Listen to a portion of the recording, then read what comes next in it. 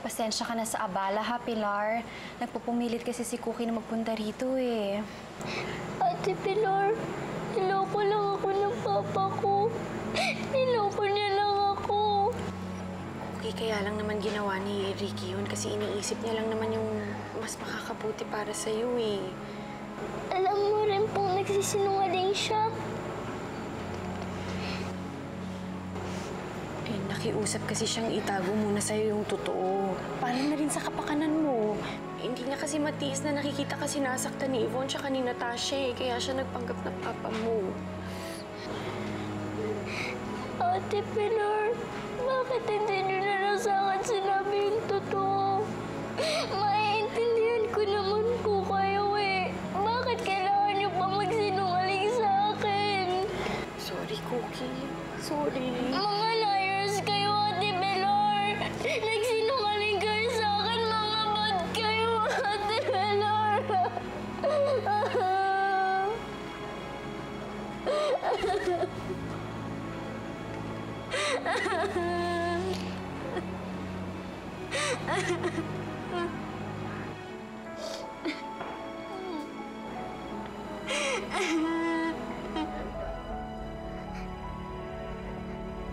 Cookie, tahan na. Huwag ka na umiyak.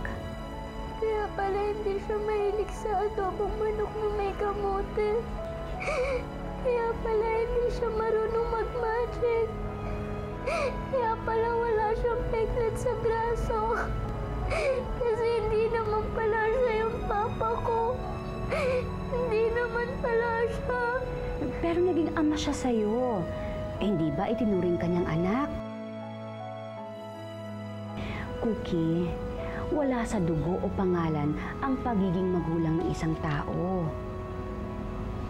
Para din niyang aratilis. Hindi ba iba-iba ang kulay nito?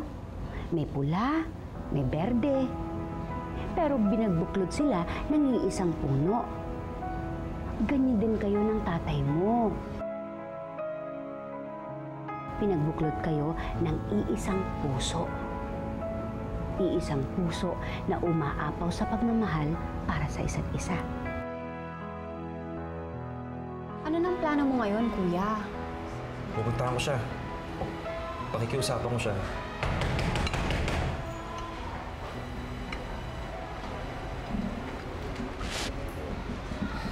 Cookie! Cookie!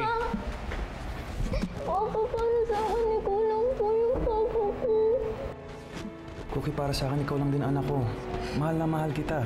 Mahal na mahal rin po kita, Papa. Papa, paano na po yan? Alam na ni na Auntie Yvonne na hindi ko po talaga kayo tunay na Papa.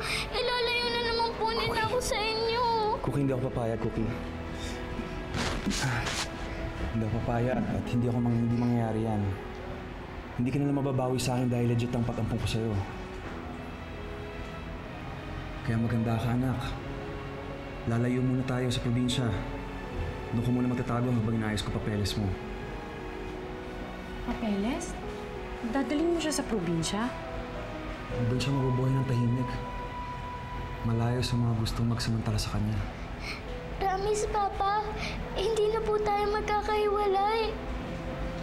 Hindi tayo magkakahiwalay, anak. Pangako yan.